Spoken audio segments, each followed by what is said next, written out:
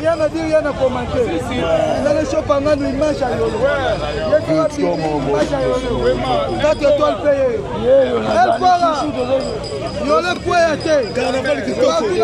Carnaval qui toque. Les robatous, fatigue qui marche. Fatigue qui marche. Non, c'est pas fatigue. C'est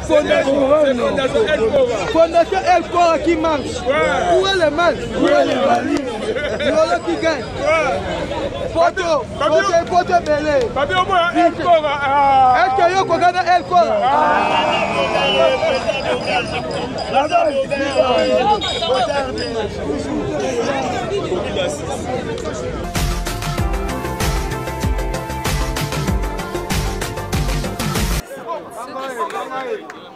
Fondation El Cora de Makambu, Libanga l'Instagram. Basantil, bakokite, babatami na bandako na ebiso mamaso. El Cora même. Ya Corando, bali ya tondolo,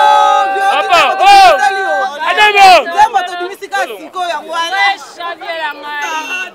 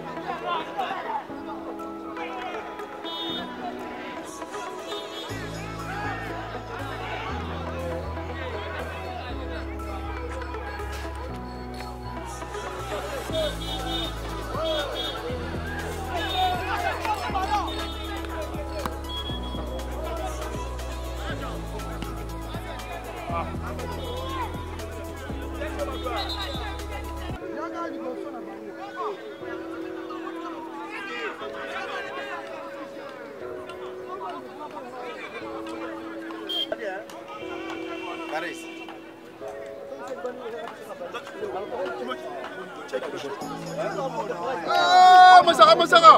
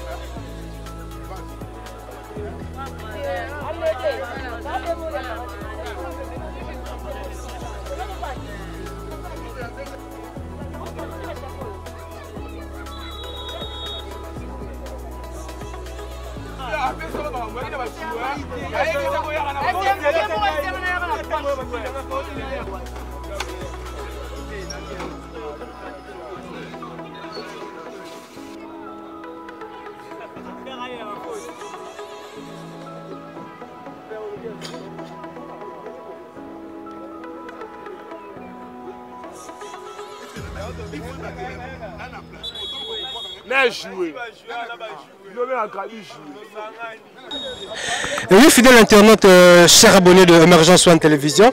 Donc après juste le carnaval, il y a Fondation Aircore International, donc sillonné quartier Yolo Mobimba, Yolo Nord, Yolo Sud, donc sentir vraiment que Fondation Cora, ils ont coexisté, sentir vraiment que Paul Corando ainsi que membres nae vraiment actifs. Donc merci na Nyonso Lekalelo. Nous poursuivons toujours notre activité du jour. Alors juste vous allez remarquer que si Malanga tout ça la bande de la mission à Kasavubu parce que bon banda qui match à Liboso, malheureusement ils ont perdu face au Paka de Kinshasa. Donc match il est qui malamu on met un peu cela na coach et puis na quelques joueurs par rapport il y a match et déroulement match Nengelekaki, mais sinon dans l'ensemble jusque là tout va vraiment bien, tout va bien. Donc on a déjà coach s'il vous plaît. Donc comprenez vraiment que c'est une déception coach. Et oui, je disais que connaissant le résultat du match, tout le monde dit déjà que défaite ils ont vraiment total et c'est ce qu'on appelle de l'amertume. Donc après une défaite, ils auront toujours découragement. Alors, on prépare une équipe bien tête ou non. Le football, ils ont 3 résultats. Victoire, défaite, nul. Donc, les résultats, c'est présenté, on a faut subir. Bon, ils ont première maturité, ils ont eu mature dans le terrain. Parce que Babeti na bateau, ils ont la maturité, Babeti à chaque dimanche. Mais, dans cette tournée, nous avons comme un joueur. Ils ont un entraînement, bon. Éviter le nez passer bon la terrain. Mais comme ce complexe, ça va papa na bangoto. Un jour mon équipe bassi, jeunesse car. Oui, l'adversaire du jour a dominé totalement et je sais pas système de jeu qui est en place et correspondre à un système de jeu ou adversaire à qui un peu qu'on développer sur le terrain on va dominer du début jusqu'à la fin. Oui, bien sûr que ça bongo. Bango plus un sous-coach na bango a bourragi place on appelle ça consigne ba mettre système à 3-4. Bango va respecter té donc ba sambouyer na terrain ba bungi le ngé salami mo na comprendre té mais ça problème té ça peut soukaté atamba sima tout bongisa. Oui, c'était à l'occasion de la première anniversaire de la Fondation Aircore International. Vous êtes parmi la sélection qui honoré puis sélectionné et surtout préféré la première activité. Et c'est là non, Lazare qui vraiment étonné, ça il a plaisir et c'est dans la kala muza munene mais batiki batumsuna kala ba yoko lukabso na Kasavubu donc ça qui plaisir ata ba mo bana bazene sengo à chaque fois na ça ba fondation encore fona ba tous les années na bi bomo la ngoka dans le lotangu la toile ta ba polo ba fina nga mo go tout le monde ba na ko landela la fondation na ngala bi fondation encore internationale ba fondé la biso yo donc ça qui plaisir c'est vraiment makasi. Oui, on a besoin en direct des États-Unis. Juste un message, un mot d'encouragement. La fondateur de la Psycho. Non, premièrement, merci à fondé l'initiative Nazanango. Et soukate, kende kusete kende mulai, nzamba mona ye, ba excellent minga fungolele ba porte, ba opportunité mingi ezanga kiye ba examen pa na ye, parce que na motema malamu moto aza nango na mona te motema malamu na mona ngo te azosala likambo na nsima na eloko eza tete ye moko na bapropre effort na ye donc il faut nzambe apambola akende liboso akende liboso encore eza lisuka te ke kala mukasa ute asakoti bandala koti kitambo et panza da kichasa moimba pour sango c'est qui. Merci vraiment. Donc c'est déjà le deuxième match du jour donc qui va se poser entre nos amis de l'ancien Cordon Bleu et puis nos amis de Matongé. Alors restez branchés, vous allez suivre tous les détails possibles de cette rencontre en compagnie de votre chaîne Emergence One Télévision.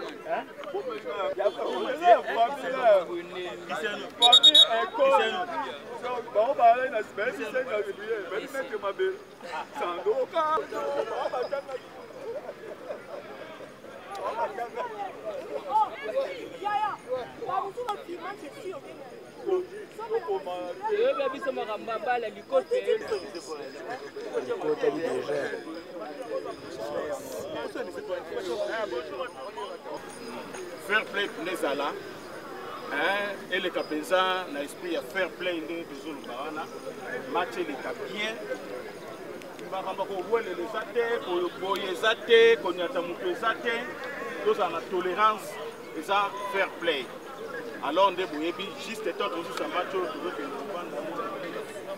na triangle alors pour na yango to pesa nombo to encourager bino à captain a wezana Papa Koi. Ah, Papa Koi.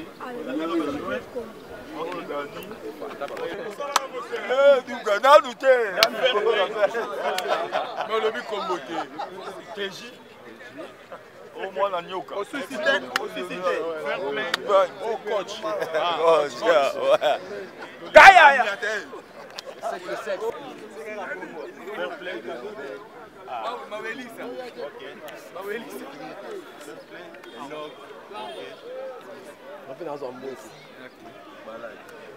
Merci beaucoup. Ok. J'espère ambiance vous sera bien. Que le meilleur gagne. Merci. Yaya ngoma, yaya.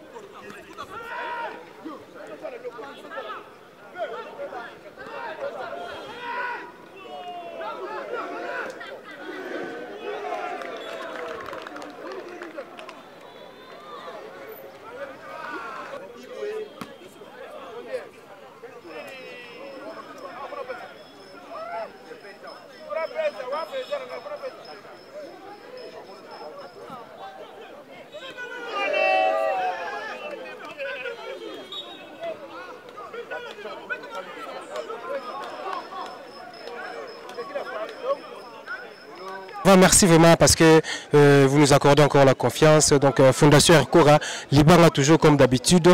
Donc, nous sommes sur le terrain Kamina. Deuxième match de Bandam. Après Carnaval, après l'interview. Alors, c'est quoi parce qu'il y avait une délégation. Il y a une délégation au Braza, spécialement pour l'événement ou pour l'activité.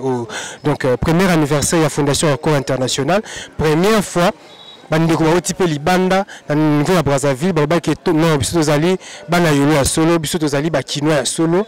Alors on ne peut jamais laisser à ce que l'activité et les kabiso wa aboué, raison pour laquelle ils se sont déplacés ba yé awa. Alors moi ni mimi bango awa boye bango a biso na bino na ko benga bango déjà beaucoup taka bandeko beaucoup ta déjà boya déjà awa to terminer sima boye to zala awa na placer bino pour te bande to solo là. Bon OK to banana na yo papa. Tout banana. Ok, papa, bonjour. Bonjour. Bonjour. Comment Yamungulu Dédé. Dédé. Lui dit numéro 3. Lui dit numéro 3. Ouais, lui dit numéro 3. Papa Dédé, oncle Dédé, master Dédé, Ndeko Dédé. Tout le monde na Kinshasa awa bien ba t-shirt tiko ya Fondation Erkora. Nini mimio awa makambo Erkora o bandako kango depuis kala yango monité anniversaire liboso Erkora ifona zalaka et arrivé nini bokoma. Bon, vraiment merci na question yo posée. Vraiment la moni que oui na la vie balobi ke biso tozoyo ka makambo o depuis kuna na Braza. Vraiment tela que couronne na makambo nyoso. Mais comme toyeba ke une année après Makambiko salama normal. Et on s'organise que tukoya kaka jour oya carnaval. Carnaval les allés écouter les allés avant. Comme francophonie les allés bakangaki makamba carnaval olinga pesa bien té. Il fallait siko biso to s'organiser to bi que vraiment corando soka muni biso té et vous allez bien té. Na bengi bango na bi que yaka to kita to c'est pour ça corando. Pour na lobby biso Corando ayebi ke tinani biso toye awa pour biso toyebi mouvement ya Paul Corando international o biso tolobi lelo o to sali carnaval oyo namoni na luidi namoni banderole ya Corando na keli susu vers Bukavu namoni banderole ya Corando donc to telemboli yolo o babenga ka yolo place na yolo babenga to benga na tango kala to benga ka Dallas. Vous comprenez? Oh, tu tamboli en osikoyo. Ti na balotu là, na ba terrain basket ya yolo sidi kuna côté ya Wagenya. Na yoko mona ke vraiment carnaval na ballon peut être le ballon, il y a ba bon joueur à équipe. Équipe oh, il y a deuxième tour oh bandi oh, to ko tala à la finition. Bon to yeba oh ko salama, ne to kuti staff ne so to basi ne so na moni bina ke oui, biso na bango différence ya te. Là c'est bon, là c'est plus le mingi. Corando, oh le bimonga si le babike 50 ans na yo, tubakisi yango lisusu. Ok, 50 ans Corando tubakisi lisusu. Là bozaki na Brazzaville, bozaki koyoka masolo ya Fondation Erkora. Na masolo bozaki koyoka na Brazzaville. Na obili mo na terrain, différence ces années. Vraiment vraie différence. Pour biso toujours ba image, oh ya bonne ko vendre mingi kaka na organisation pour na ko sala babenga nini ko sala organisation ya bureau quoi ya bureau oui na ndeko landango tant président azolba pour pas nanga na zubenge fondateur président na yo mona président pe na ndeko mona bon fondateur président siko tant oui a sala organisation ya bureau ya ba ligne nyoso tout makambo nyoso na bon vraiment la bonne organisation bien. Donc au pousser nga soutenir le baquet. Bon, ngai comme na mungulu Dédé, na muni faut y aller soutenir. Na muni organisation dans le très correct et c'est plus même nga. Donc na comme na féliciter déjà na organisation, déjà pouvoir me manger. Sans plus tarder, donc poste déjà et c'est mon année. Merci donc Tozaki na ya Mongol Dédé et to le capé et pas de comme sous pays pas Braza on s'est présenté. Papa bonjour. Bonjour. Oui, bazotalo na émergence en télévision, bazotalo na INPP télévision et bazotalo partout à travers le monde. Comme on a ni au vendu à Pinayolo. Comme on a ma gloire Pempe Blaise, grand maître. Na vendu na Brazzaville, na yende pour la iska oba bingi sur la fondation Courando. Na vendu na Kisanto numéro 8. Et na tono comme on a besoin tu comme beaucoup na moyenne ni comme sibino boyela bambongo na bino moko batu bafutela kibino to ndenge ni to banon. En tout cas, tu es na mbongo na biso moko te, tu es na mbongo ya Courando, fondation Courando nde. Tu es na mbongo na ye, malgré tout biso moko pe to bundi mais tu es na mbongo ya Courando. Donc Courando na bolingo zakala mpe bandekone ou bazaka na Brazza yango alingaki bo assister pe bo participer na premier anniversaire ya fondation na ye. Alingaki kaka biso futu zala na fondation oyo toya to manifester biso so bandekone so ensemble. Oui, ndeko magwa yo tika Kisasa kala.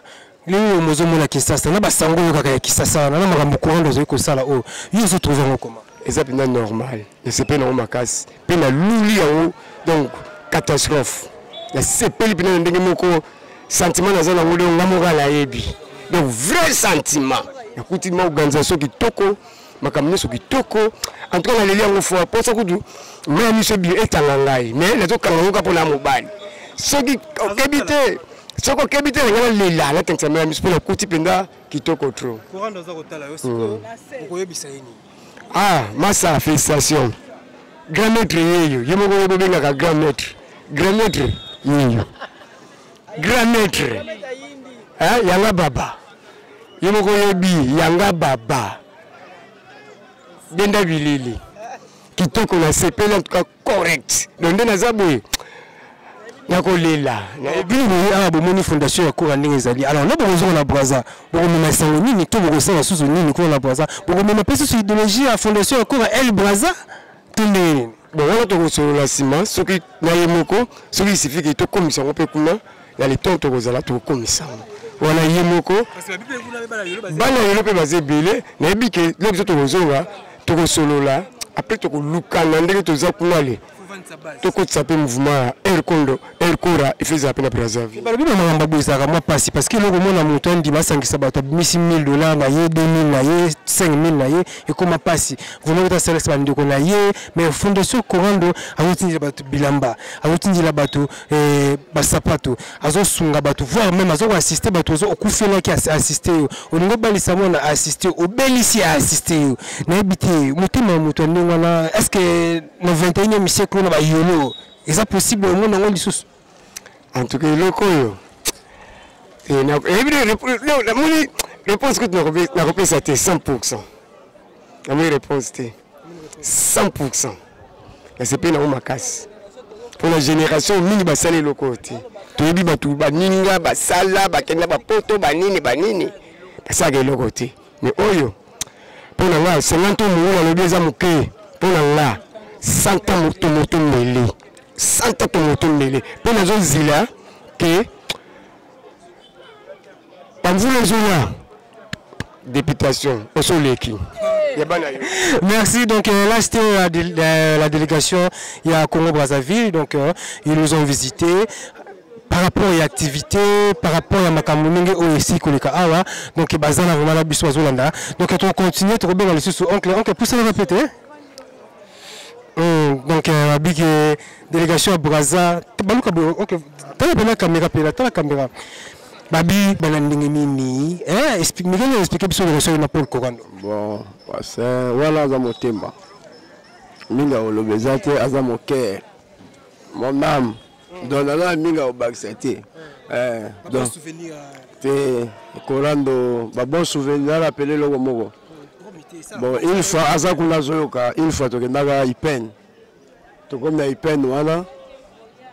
Il y a une sandale. Il y a une sandale. Après, il faut que la sandale ou un À côté, la Ipen, à côté, fait, tu vois, là, il y a une bande. Je souvenir là bien. Bon, tu as la gâteau collier, banez et belé, bagampez et belé. Voilà, tu as le cabisson balé. Non, faites moi la faites avec ce qui y a ça là. On appelle la outil Brazza, là y a la tête qui fait tu vois. Tu qui tant que comme on a idée dans les sandales voilà, il y a zoné la moitié la makolo. Ngaya c'est la langue libanda. De la coli, to coli, baba kamisa et belé. Ce que souvenir qui top on a la monnaie par rapport à l'organisation. Wanga bandana ya na c'est chaque fois fondation. Na mona ba réalité. Yango isera ngala que le Brazzaville n'a fait comprendre baninga au bazan la Brazzaville. Bah idée information réalité. Le président il m'a aidé à belé par rapport à petit place là chaque fois à d'autres la sur image de la fondation. Yango fait comprendre bandeko, ba comprendre ça. Pas bandeko bazan la tetia. Bazan bandeko moi et bango. Bon donc tu me maki. Comment tu maki pour qu'on fasse que ça passe. Moussou comme le Mongoul. Moussou Lambert. Donc la veille là pendant 1 mois. Donc il faut faire comprendre que c'est courant. Pour la monnaie la réalité déjà il y a fondation. Donc formation dans la yangoala. Donc deux bisous tout ça et c'est là le bosso retrouvage auto sali.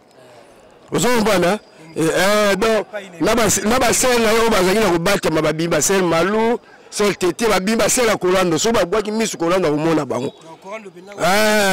Ça y bateau ba msuba ko ka babité photo ya to ya. To yi. Vous comprenez donc c'est ngolanga ka ngwala. Na bana ninga olobati. Donc tout le monde a pris mamba za pembeni awa. Tout le monde a mamba za pembeni awa. Donc ba maman OP ba yebi pour le courant de Malambo et fondation ya bana yolo surtout et maman Mbote maman Tété na Luidi biso ba Luidi na bien pour tous avec ensemble famille.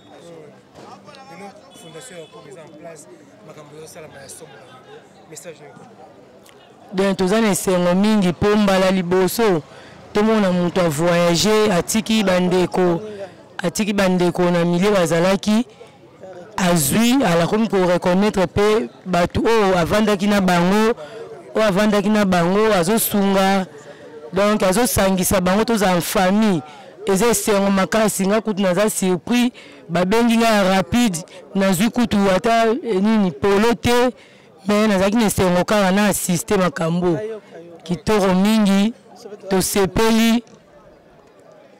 Merci. Donc maman pose le mingi caméra ya moi. Na otola Korando. Bonjour, na sepeli makasi. Ndenge osangisi bana ya yolo na fondation oyo na CP pour ces retrouvages. Ba mona na kate ba komona na mi file bomula na yebisi ki bango déjà. Fait to za mais programme de que normal té to toye brusque na retard.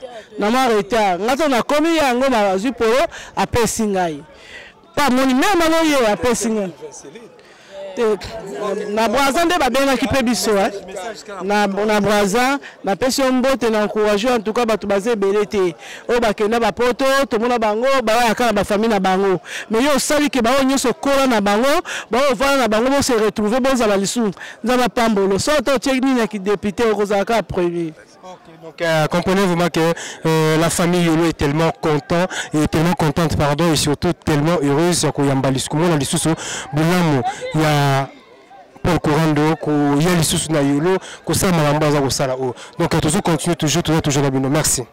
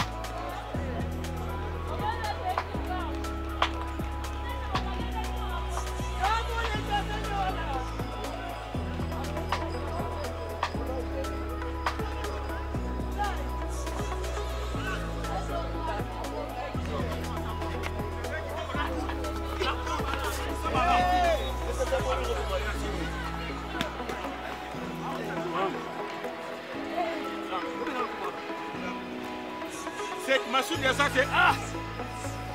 Bon, Massoud.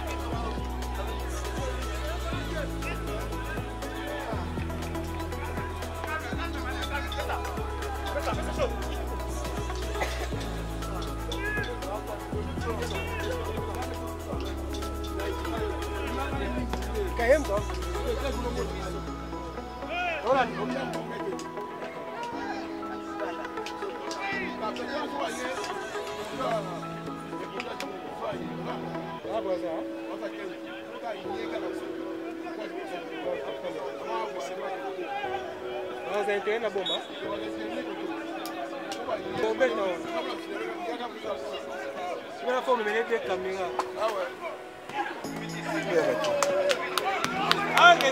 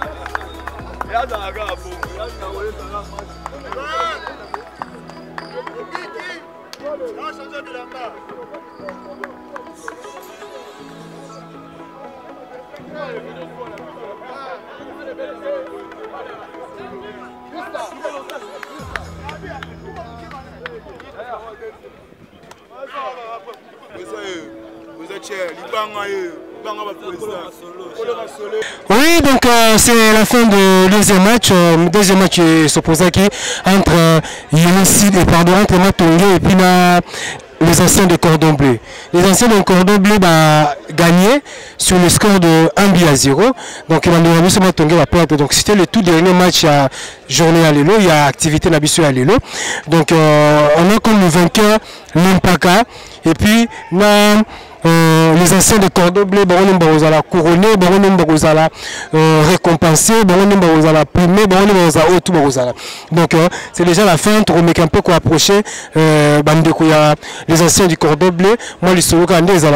Donc Fondation Ercora toujours en forme. Donc oui, donc comme je le disais tout à l'heure que après le match, donc les anciens du Cordon Bleu et puis donc avant tout donc figure emblématique, il y a les anciens du Cordon et puis il y a Yolo et président Thierry, bonjour, bon après-midi et bon week-end. Oui, merci, bonjour à vous aussi. Vraiment la zone est mingi. Au moins nous avons musala la kati musala aussi bateau travail là qui nous pour notre tournoi. Vraiment les organisations mo salami impeccable. Dans cette année na vraiment na maboté. Mais ndé la couture vraiment na nesengo. Vraiment en tout cas courant de Sigozali, zo bien monter félicitations vraiment. Merci. Oui, les anciens du Cordon Bleu va gagner un président Thierry Babou bien qui n'a quotité. Bon, bien na quotité pour la côté de la deuxième mi-temps. Il faut banda match, mais la bande match c'est la deuxième quantité. Mais ce qui est vrai, tu gagnes 1-0, tu es champion. Président Tchabil beaucoup na yolo botami na yolo. Makambo courant de sali la deuxième personne la sali en toi sala et ça non par rapport il y a koyeba oza na mamba yolo. En tout cas au courant de sali non sala matin na yolo. Ezamba liboso ngala mona tournoi bobiso za ba natif ya yolo tout ça pena ba misisa yolo ba ayant droit yolo pena mabe na biso non na mona au courant de salité. Vraiment félicitations. Prochainement les biens ça est plus mieux que ça. Mais au les sali et ça déjà mingi. Et l'équipe malin mingi. Abenyo retrouvaille babi bana yolo ba mona ni sur lelo. Na habité yolo mona kalomoni lelo. En tout cas na moni lelo ba kele. Na moni ba OTC na moni ba oyanga penza la tia pena la motema pena la mona pena ba mettre son moto changi na moni ba pichubu kasa na moni ba sauce na moni ba pasteur Pati Mwanza. En tout cas la moni ba Richard Mayulu na moni ba Daniko vraiment ils ont retrouvé yolo vraiment la moni ba Olivier Kiché na moni kala depuis ça la food ici na moni sur lelo vraiment ils ont retrouvé ça les bien makas vraiment pour courant de vraiment au sali biso ba mingi la retrouvaille yango peno sali on a dit bina que non yolo des ayo au sali bina o eza fierté yolo vraiment ba la bogelo ka ba chapeau ba coup de fleurs ba fleurs rebelle sous que le bosso. Merci de gagner les gens mot d'ordre, il y a président Thierry donc yolo za maboko il y a Paul Courando international donc babi le président Thierry ndé au sali mana yolo. Merci. Donc juste à côté de Zabiso, il y a Matonge, capitaine Matonge. Ndeko bonjour. Bonjour mon frère. Oui, Bozaki Bandeko O Bozaki privilégié na activité pe na événement oyo. Ben impression les amis par rapport il y a organisation et puis la déroulement à Kambuto les cas. Ouais, premièrement la CPL une organisation, la mon organisation l'équipe bien. Surtout outil Matonge to na yolo mais ba yambi biso bien. La CPL vraiment l'organisation, on sait ba initiative a boye ezala rapenda pour na otombola commune na biso. Et ça il y a nini oui na kati ya yolo mabele ya yolo parce que to biso so bana kala moi to za famille moko. Donc il y a ndenge bana tata leki bana tata kulutu basangani esika moko. Le Paul Courando asangisi ba quartier to za yolo. Na habité babilo ka boye déjà so mona ngo to eza ndenge ni expliquer na biso no pour na bona pesa réponse ta place na. Bon maramba boye eza moi rare. Ndeti biso na kala maramba boye. Pour mon homme ça maramba boye c'est un intérêt moko boye envers bino. Ndaya bengi bino boya busangana pour l'intérêt na mais il est revenu na biso Paul Asali na CPL na osenga na vie ba initiative et continuer à continuer on passe à sera commune na biso tout monde na ka to partager atamo ba idée ça rappelle bien ba initiative à tourner au bout vraiment bien na CPL. Oui, message nous repose là-bas à Matungé, donc disons ban surtout à Kalam quoi. Ou bah yo kaki programme au temps sous bah zo été en Koyate. Bon on a aussi la prochaine so ba occuper nam activités ali ba mona naka pour tout sanganaka tout partager ba idée les arabiens pour l'avancement ya commune na biso. Ok, merci à ce pays la France sur pour l'avancement vraiment ya commune na biso Kalamu eza commune moko légendaire. Babi magamba malamu ezaka toujours. Ah oh bah bité la match. Oui. Bon c'est normal parce que on a collègue là to mettre na balle, il y a le numéro 9. Donc ça a tchebi le lobi na kamate. Et ça une des match là. En tout cas, premièrement la remercier nos fondations Ercoa na ba initiative ya boye. Ceux qui bazata mi balé misato et comme ça yolo qui tombama na ba quartier mususu pour azaka ya yolo ta suka na yolo suka na commune na Kalamte azata tout frontière nyonso il faut aller kana kati. Et ça le plaisir mana ndenge à organiser tournoi au. Ok. Donc on a mort les anciens du Cordon Bleu. Alors on a habité. Nous avons la évolution ya fondation Ercoa na kati ya yolo. Nous avons na kati ya Kalamu. On se dit zo kopesa combien. Bon. Ce qui mutakoka na nyonso azala tezala nzambe moko si 10 pour la ngala kopesa fondation ko a 7 azo mérité. Pour c'est na mina komisa ngo 10 wa ke exagéré parce que ngaza ne grandi na yolo pas congé inutile. Nous te c'est pas congé inutile. Donc merci donc juste un message na bande ko surtout na talent aussi quoi. Oui, na premièrement ba continuer kaka ko soutenir ba initiative à boye na remercier bango bato nyonso batiaki moi brique moko pour fondation ko etelema pona ko sangisa su biso le tola ba bilongi to moni oyo to sangani pona mabete pona ba donc ko sangala ko football eza ba bien en sport wa ya moni sangisi biso boye na c'est en tout cas na remercier pena président la organisation vraiment. En tout cas, dans la zone ici, vraiment, ma tonne d'idée, c'est pas naïf. Ouais, donc là, c'était le butin, il y a rencontre, deuxième rencontre. Donc, il y a bien un TJ. Donc, oui, donc la fondation encore déjà, tu sais bien que ma c'était Simba toujours. Donc, surtout juste après la deuxième rencontre où s'opposait entre les anciens de Cordon Bleu ainsi que Bandero Labiso, Yamatongue. Donc, Younes a toujours victorieux. Donc, on a remporté la rencontre sur un marque de 1-0. Et juste à côté, nous avons Morba Douaya. Donc, le c'est bon, Younes essaie de foutre la gabouzа à péter moulaïté. Bonjour et bon week-end. Bonjour, papa, bon week-end, peuple Mao. Alors, ce qu'on appelle couronne aux États-Unis, le petit baïpon pour les Arabes, il y a un makasi. Ouais, on a remercié Mingi, il y a un courant, donc on a remercié la commune, Kayaya, on a tant de bêtes à Matina, à Ahmed Isali, Naba Mouril, on a cassé au tourner la ballon, la Simacol, Simaclasse, la 6e, Ahmed Isali au Hobbit, Naba Mouril. Il y a un ami qui est la Sima 6e A. Mais là, c'est pas nos sens tournoi et l'équipe bien. Mais tu gagnes. Mais il y a un peu de monde belé. Sauf que la vérité, tu as une apostée qui pire là-bas. Ce qu'on fait bien là-bas, on a ça l'amour. Et ça va bien. On a ça bien qui va mais c'est pas le gars qui toko. Les Argandais boy, batubusu basaote mais osa ko musika, mutubusu kwa sala ko aya wo moko, alu ba net propagande, batusu bakanisa neti, osa propagande pour élection mais au CPL ici quartier na yo continuer ko salisa bo banaza malamu, na CPL mingi papa là. Message na bana yolo parce que babi ke mamba bana yolo fu bana yolo ba s'impliquer totalement. Message de repesa na bandi ko biso yolo. Message na pesa ndeko biso yolo, malamba yolo bande babi biso bana yolo photo tema. To koma biso mo basa yolo, to ozonga ga sima.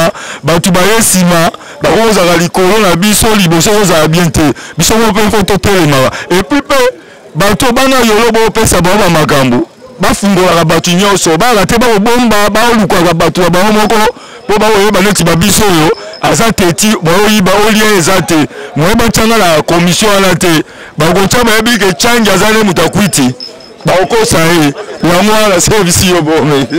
Donc comprenez l'ambiance, donc là papa mpoi babi batafaulu bakokoli bakokoli Tshisekedi ana candidat 90% Marabolo Fachi Beton. Comme vous voyez l'ambiance qui vient, donc juste à côté, on a la ville à Bissopena, Bakolisi Bissona Yolo, donc respect Zarama et Belé. Mon vieux, Moro Yabino Paul Coran de Lelo, à Sangisi Bino, on a bien retrouvé à Bana Yolo. Ouais, c'est Peli Makasi, pour la vie Nanga Kaikai, Corambo. Le Kamunayika a apporté comme conseil Zaki. Batu mingi oyo bana o basala ba kombo na yolo basala ko sali kambo salité. Donc oza l'unique personne oyo okanisi ya osala eloko boko ko sangisa ba yo ensemble. Donc na ko encourager ezala mbali bosote élargir comité, élargir ba idée pour soutenir ces ko accompagner idée na o tina suka. Pour le grand problème c'est quoi? Na bato to yeba wana basala lote. Visibilité na bango pe eyebana te mais yo ko amusabiso moko moko bote naza ko encourager yo to soutenir yo to lindelo ko pena donc et s'étendre et s'épanouir et comme to ya kalamu pourquoi pas kalamu et ça bala mingi pourquoi pas vivre à Kinshasa et ça kitoko mingi le ko laisser bandi to kenango tina suka. Merci. OK, merci. Donc Paul Corando International, donc fondation, donc vous avez le soutien pardon de toute la communauté, vous avez le soutien, il y a famille Yolo Mobimba, donc on est toujours là pour vous accompagner, pour vous soutenir. Donc Mme Sali vraiment bien à Yolo, va répondre vraiment présent dans le Yolo et surtout dans l'événement Yolo. Donc tous continuer toujours parce qu'après tous on soutient jamais et c'est un peu remise à trophée au Salema, offrir la équipe va participer qui moi Yolo m'aura bien pour encourager et motiver bango. Donc la PC vraiment bien beauté, vous voilà toujours voilà et surtout je peux jamais oublier l'assistance à Jacques Maïtou et surtout il y a Carlos et José et la PCRV aussi tapé le mot maître Fabrice Leboko, ceinture noire certifiée par la Fédération internationale de judo et sans oublier 9e promotion, il y a animation et présentation émission radio à l'UNPP, formateur Papi, donc on est toujours ensemble, donc les Arabes à fruits à travail là quoi, donc big respect, donc on est toujours ensemble. Michael Bassansa, secrétaire Zara toujours à la Robo Raté, l'assistante Meta, tous toujours ensemble. Tout le monde est là, jamais. Merci.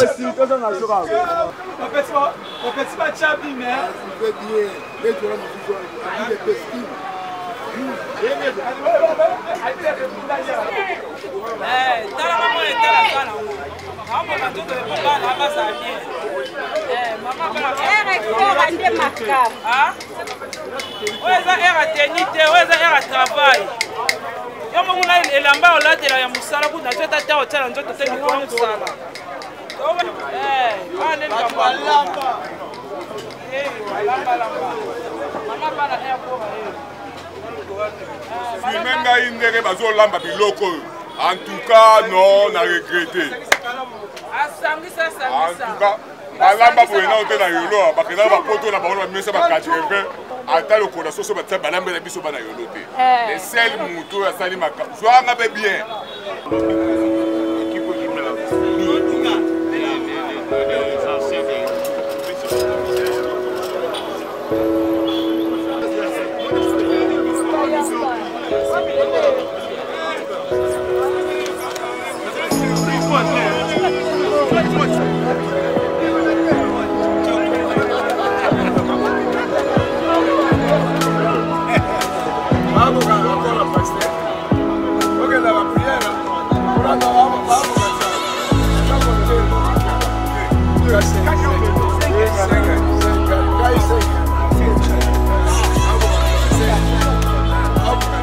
Oui, pas dans la live.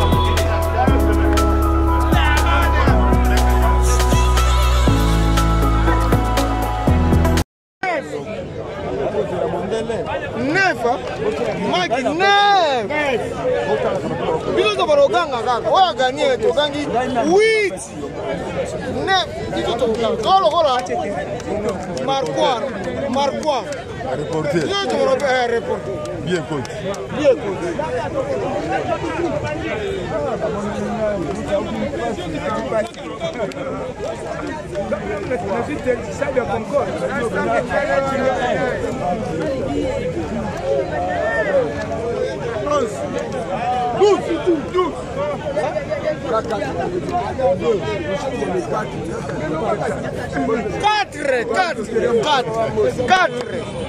Quatre côtés, Djombo, 4.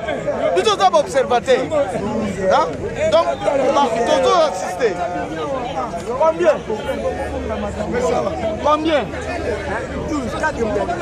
4. Ah, 4. Nous sommes marquoir 4 côtés. Djombo, 4.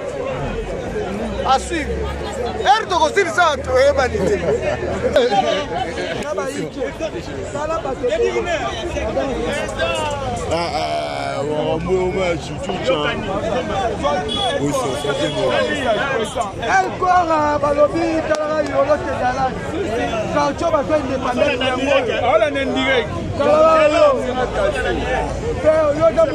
Rien à dire, rien à commenter. Vous allez choper une image à Yolo.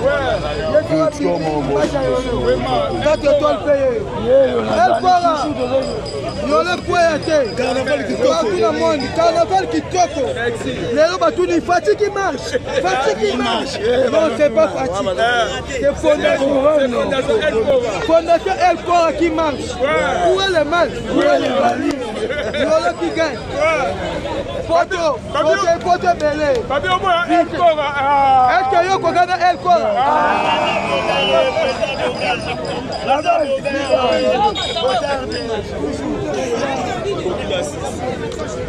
Ouais. Bon, nous poursuivons notre élément, notre activité de cet après-midi, parce qu'on a commencé dans les avant-midi et puis nous continuons jusqu'au soir. Donc là, nous sommes juste au place Jamba, précisément au quartier Yolo Nord dans la commune de Kalamou. Donc c'était juste une journée footballistique. Les sélections qui ont pris part, c'était nos frères de Yolo Sud, communément appelé le Mpaka de Kinshasa. Et au niveau de Yolo Nord, on a sélectionné les anciens de Cordon Bleu. Et à Matongue, on a eu à sélectionner la sélection de Matongue ainsi que la sélection de Kassavoubou. Donc une sélection qui a représenté la commune de Kassavoubou. Et juste à côté, je suis avec l'un des membres de l'Mpaka de Kinshasa. Parce qu'avant, on a connu ce nom, cette structure au nom de l'Mpaka de Yolo. Mais actuellement, ça s'est transformé en Mpaka de Kinshasa. Bonjour monsieur. Bonjour messieurs les journalistes. Pourriez-vous vous présenter devant la caméra de Émergence en télévision? Oui, c'est M. Indoula Adi Chayamba. Je suis le chargé de discipline de l'Mpaka de Kinshasa. Je voulais un peu rectifier tout ce que tu as dit là. C'est l'Mpaka de Kinshasa qui était commencé depuis longtemps. Mais tu as cité le nom là-haut, le Mpaka de Yolo, non. Moi j'ai connu la structure sous le nom de l'Mpaka de Yolo. Tous ces gens-là, on était ensemble avec eux, mais chacun doit a pris son chemin. Maintenant, nous sommes restés l'Mpaka de Kinshasa international. International, oui. Merci beaucoup. Par rapport à la journée d'aujourd'hui, par rapport à ces grandes activités qu'a organisé la Fondation Aircourt International, quelles sont vos impressions dans un premier temps par rapport à l'organisation et surtout au déroulement de la journée et de cette activité? Non, au nom de l'Mpaka, nous sommes vraiment très contents pour l'activité d'aujourd'hui. Il y a un président de cette fondation, je ne maîtrise pas, excusez-moi pour le nom, Korandou. On nous avait sollicité parmi les associations qu'on avait retenues dans la commune de Kalam. Au nom de l'Mpaka, nous sommes vraiment très reconnaissants par rapport à cette considération-là. Aujourd'hui, nous avons joué avec les anciens de Kassavoubou. Nous avons gagné avec 3-0. Oui, merci beaucoup. Quant à nous aussi, au nom de l'Mpaka, je tiens vraiment à remercier le président de ces fondations parce que dans notre commune, oui, il y a beaucoup d'associations, mais parmi ces associations, on nous a empêchés c'est-à-dire on nous a considérés, on nous a sélectionnés par oui, justement. Oui. Raison pour laquelle je tiens vraiment à remercier surtout les organisateurs.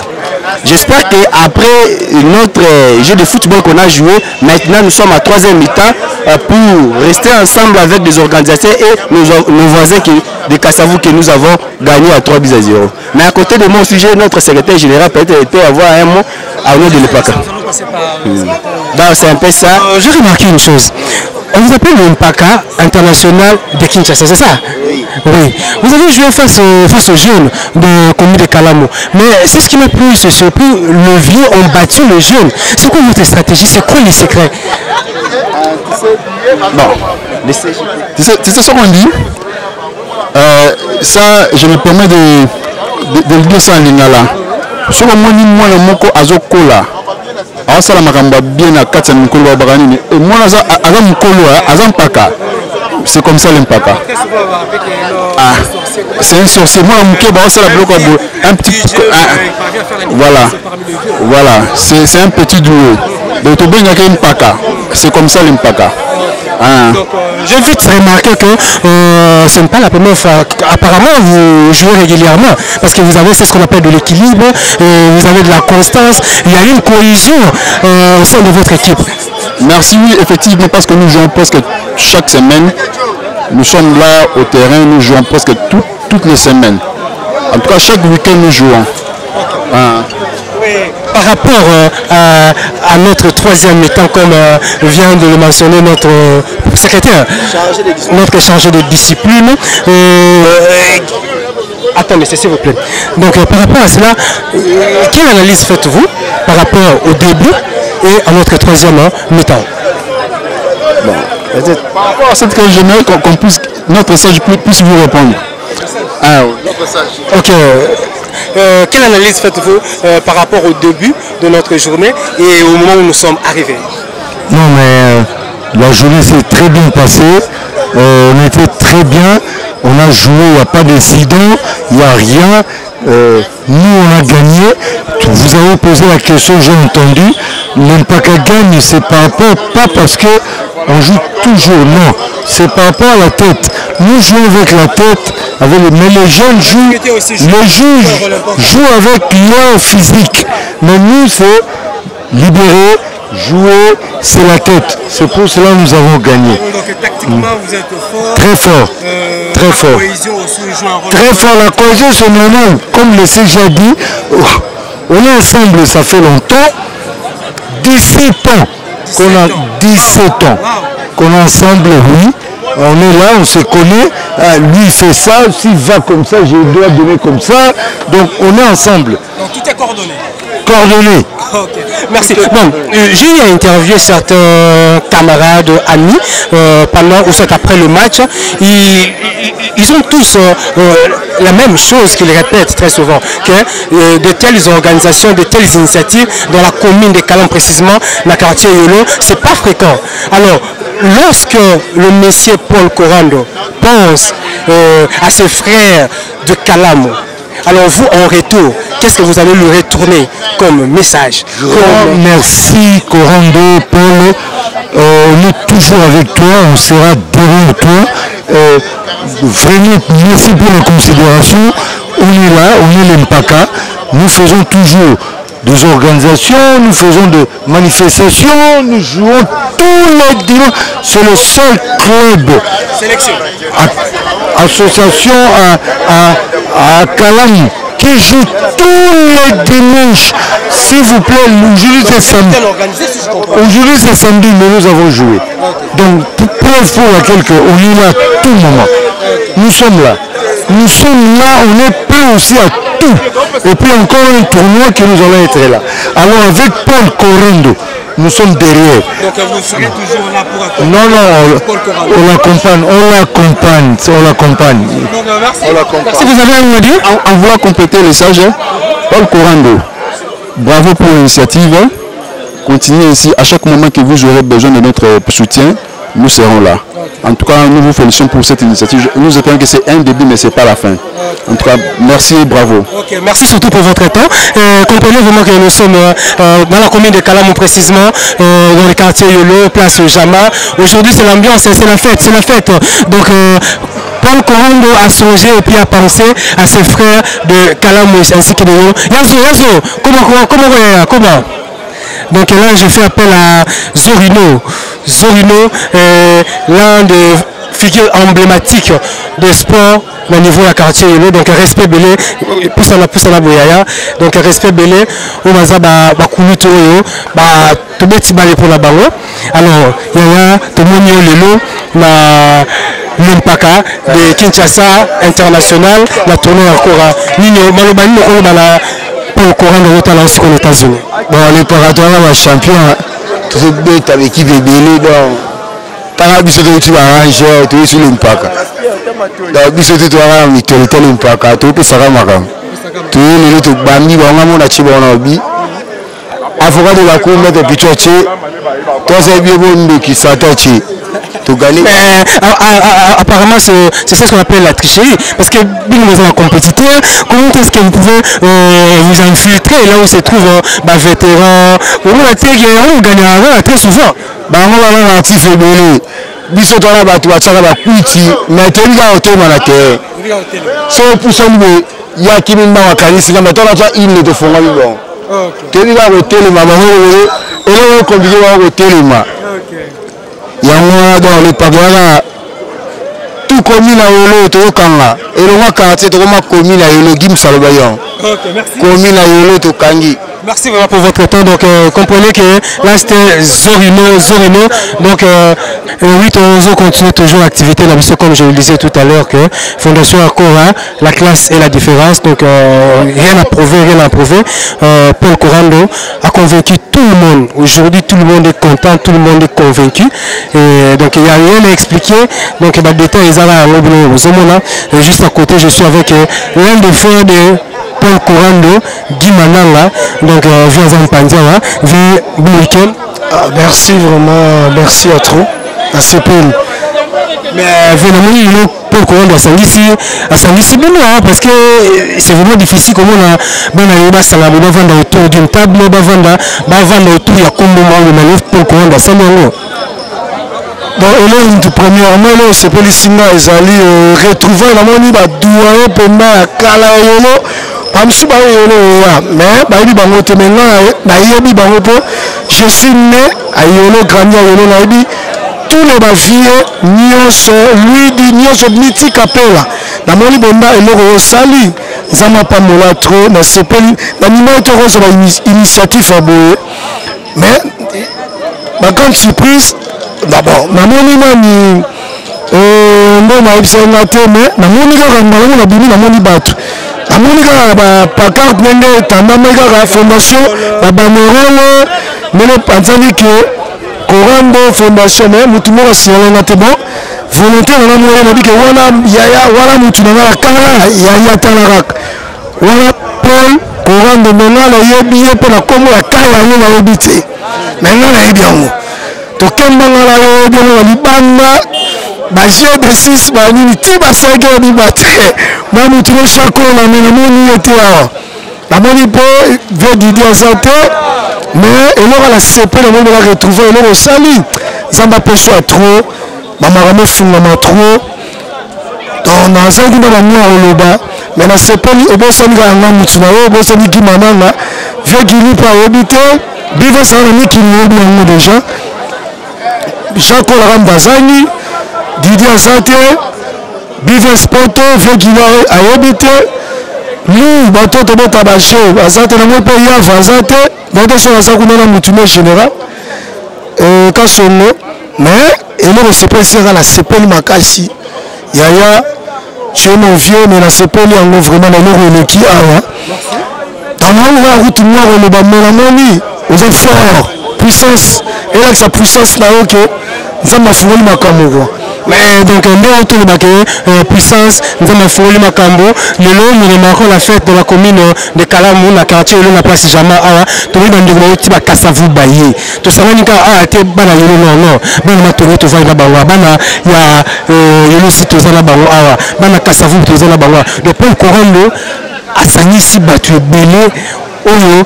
Je ne sais pas, avant Bisso, il y a eu un tel événement organisé dans le quartier d'une telle ampleur. Bon, nous là vraiment, c'était ton frère François Mouteba. Mais il y a un moment où il a qui n'a pas de bébé, la maman ça a mis qui lit la canava, maman là qui. Mais Mouteba la mouche, comme ma cassi. Et ça là, nous avons les choses au sali tout calme vraiment on a CP j'ai apprécié. Donc on a CP vraiment ma casse au sali même Dieu a moni retrouver la moni bolimo sali tout calme maintenant tout kalamu vraiment tout kalamu na moni yango vraiment ezaka yolo te po yolo si yolo no ezaka moko mosali tout kalamu et là c'est pas signe yango na moni réussite exact total vraiment l'organisation sur tous les plans merci vraiment il y a trop que Dieu vous bénisse. Maintenant, on appelle sur un mot trop quoi. Guy Mananga, c'est bon, on a CP vraiment. Merci, donc toujours en direct de Yolo.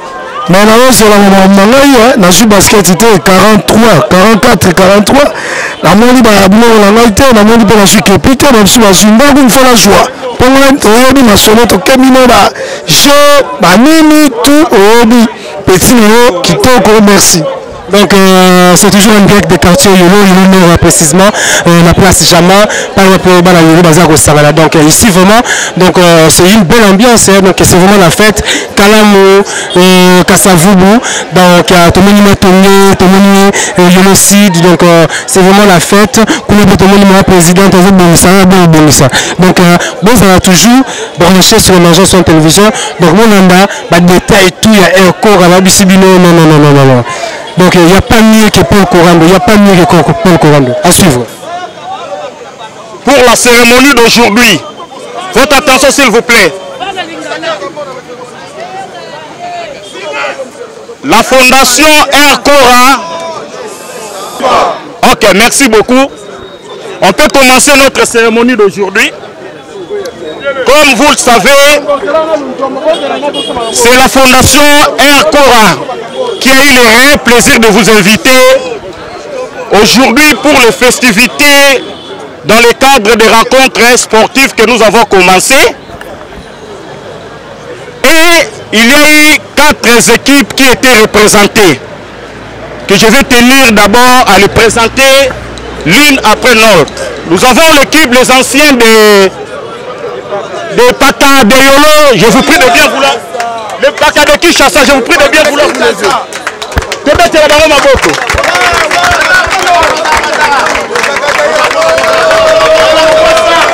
Merci beaucoup.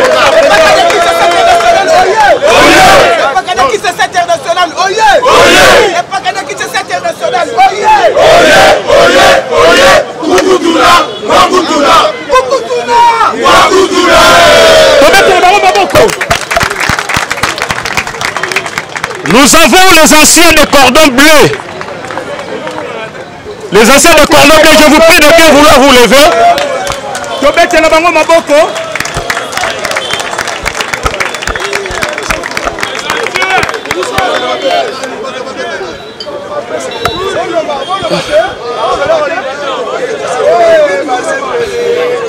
Les anciens.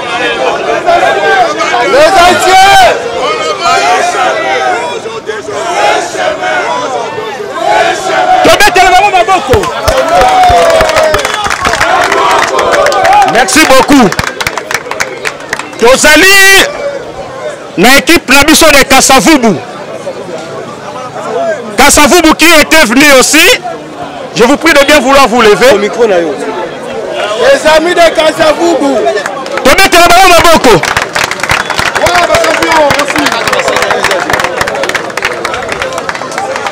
Et à l'extrême droite, nous avons les amis de Matongé. Je vous prie de bien vouloir vous lever.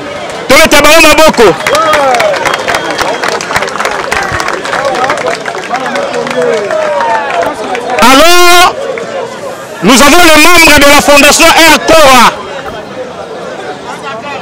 Oh, bayambi bino nesika oyo nasengi na ba membre nyonso ya fondation Botelema. Ba membre fondation. Tobeta maboko pepe na biso moko.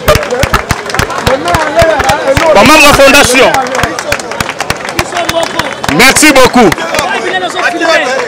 Merci beaucoup. Bobanda. Alors,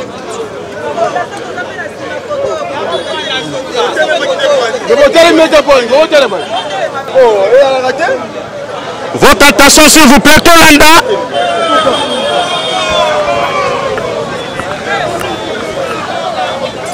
Ndenge tokomi na suka manifestation na biso. Tolandaki match de lekaki na terrain.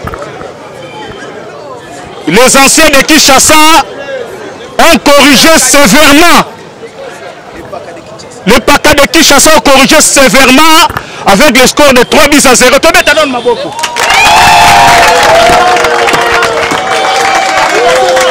balakisi biso mpenza baza bampaka mpona yango bazomérite bamédaille d'or. Tokosenga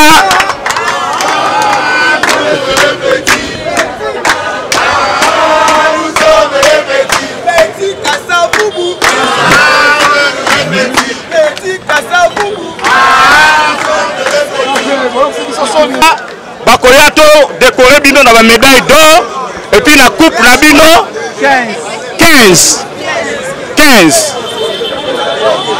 sec.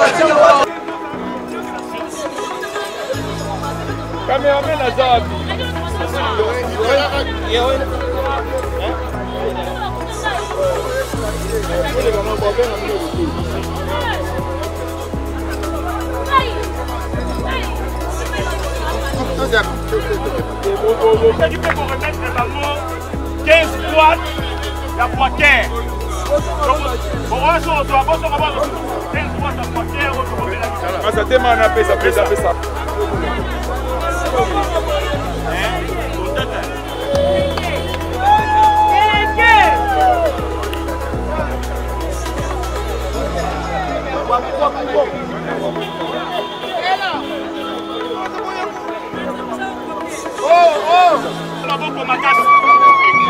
Capitaine, groupe Nabino Yangoyo, na moi auto Bongisaki.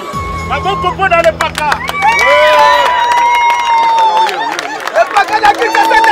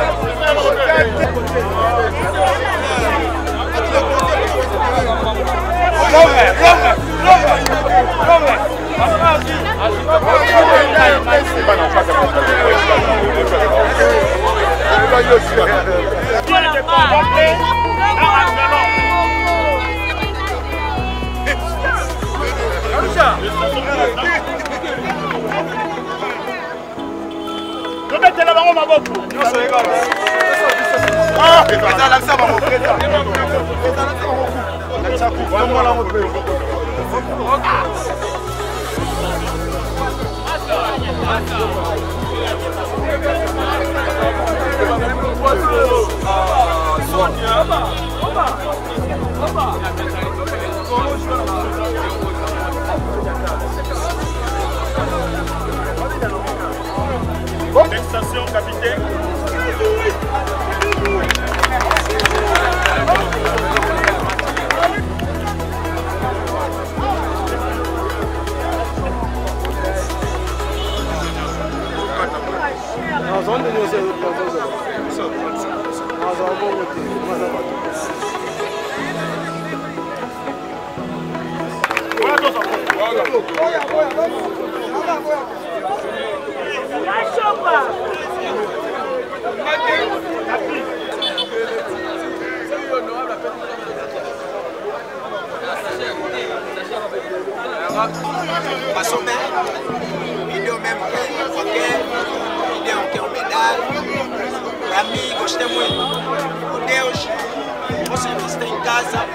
Et oui, fidèle internaute, bandegolo surtout de l'émergence en télévision, il y a l'analyse, Kalamu Nabino, soit Kalamu Nabiso, donc plaisir tellement Makassi. Donc il est presque 17h. Donc c'est le bout 9h. Tisiko de la carte activité Nabiso est encore un premier anniversaire avec un succès énorme. Bon, toi, on va répondre présent. Merci Longo, le président fondateur Nabiso, au nom de Paul Corando. Depuis les États-Unis,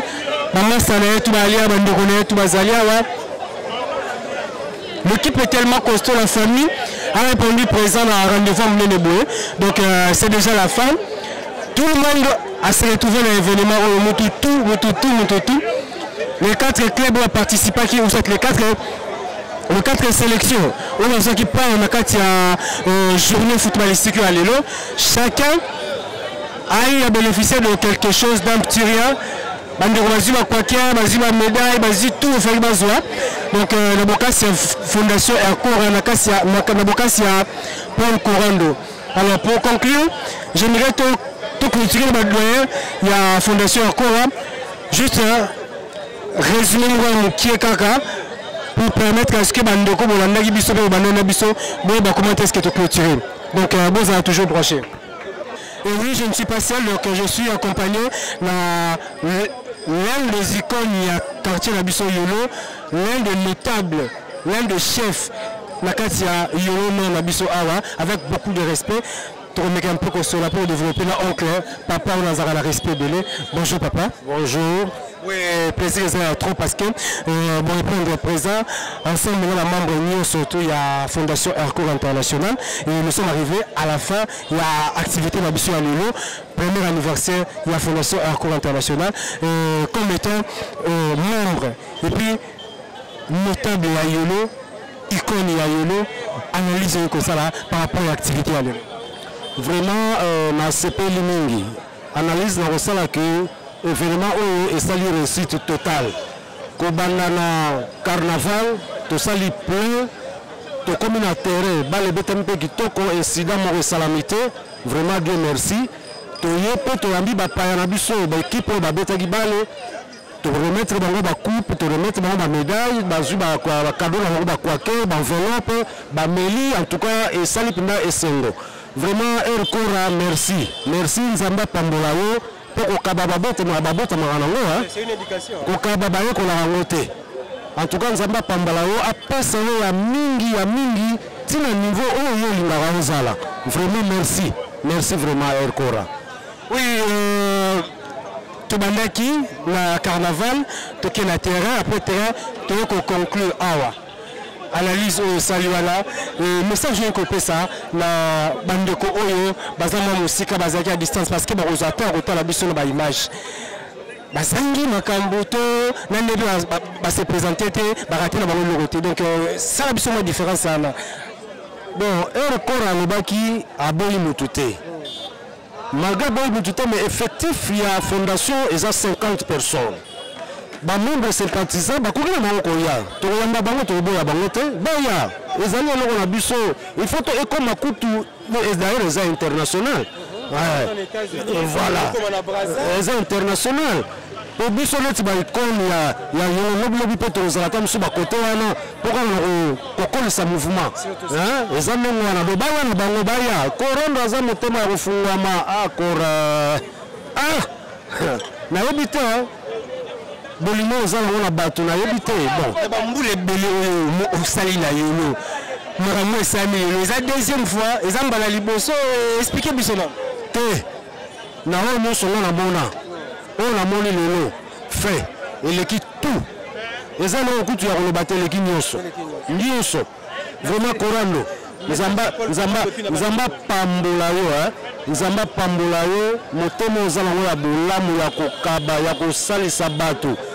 vraiment et continuer kozala na yo Nzamba opesa omoni esengo so bato bazala ngo awa nde le pamboli na yo na suki wana. OK donc merci donc wana boto yoka moko ya ba notable moko vraiment ba icône na biso ya Yolo parce que c'est un chef à quartier il y a Yolo 2 donc ça lui bien ça lui plaisir bah tout ba Yolo tout va répondre présent dans l'événement donc on ne peut que dire merci à Dieu et surtout bon courage la Paul Corando dans l'initiative à Sali à Zuo et surtout la dépense bon pas dépense mais l'investissement parce que c'est un investissement. C'est un investissement d'une autre manière et d'une autre manière aussi tu regardes la dépense mais de l'autre côté c'est aussi un investissement parce que c'est un investissement parce que je vois la manière donc juste à côté de mon péché parlant juste pour quelques secondes je parle le message je ne repère ça la bande de parce que il nous a acquis présent l'activité à l'eau. Ouais, message un peu ça m'a dit vraiment boya s'adhérer.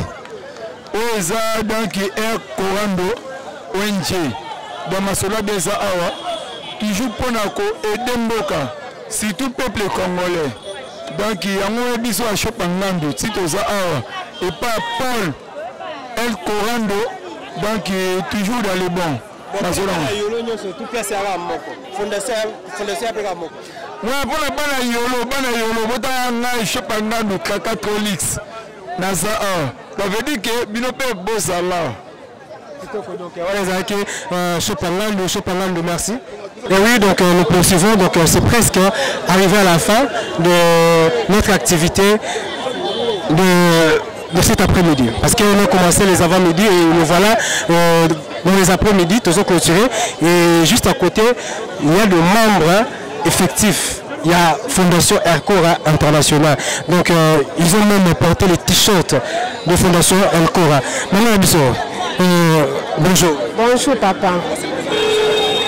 Comment on a Clarisse Balengola. Oui. Moi c'est qui te revoit à la carte de Fondation Air Cora. Ils sont toujours la Fondation Air Cora. Oui maman.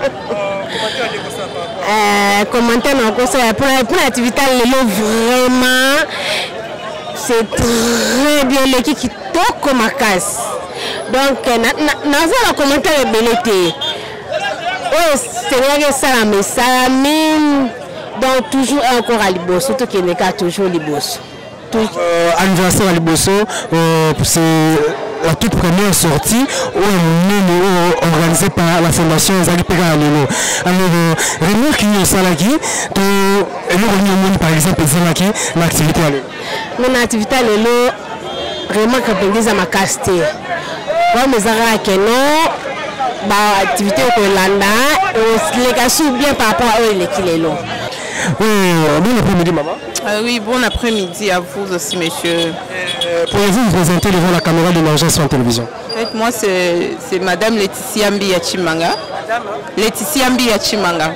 Madame Laetitia Mbi Yachimanga. Oui. Donc, quelles sont vos remarques par rapport à l'activité? Bon, par rapport à l'activité à l'élo, et les Kinango bien. Sauf que, remarque, moi, que Ezalaki mieux, ceux qui président Ezalaki sur place, là, ça allait être encore plus le président Ezalaki. Donc, il y a Ezalaki Toko Makasi. Oui, depuis un moment que vous êtes membre de la Fondation Air Cora, dans le Lengi alors vous, en tant que oui, nous sommes à Yolo, nous avons grandi à Yolo, nous avons venu à l'avenue Irumu numéro 7. Oui. Oui. C'est la première fois en tout cas, non, on a monaté. Non, on a monaté. Je ne sais pas, mais non, on a monaté. Non. Dans l'événement, en tout cas, je ne sais pas. Hein. Non, on a monaté. Ça, on va Liboso. Juste un message en tout cas, oui. Na bandeko bazota la biso na étranger. En tout cas, on a ndenge boza kuna. Ndenge président asala eloko oyo. Na ko profere pe bino, bosa eloko aboye pe sunga pe biso awa. Ko banana na biso aba. En tout cas, eloko na olobaka papa, ko bana eloko oyo umela. Nzamba pambola oke liboso. Eloko ekoma munene munene munene munene munene. En tout cas, on vous aime beaucoup, papa. Merci, donc là, c'était madame Laetitia. Oui, Laetitia Mbi Yachimanga. Laetitia Mbi Yachimanga. 4 étoiles. Tu connais la souka activité style qui toko bana tu vas convaincu, bana tu ayelo ba membre tout normal. Alors message ne peut pas ça bande ko ba to la biso surtout pas na yemo pour courant. Bon. D'abord liboso na sengi merci na président.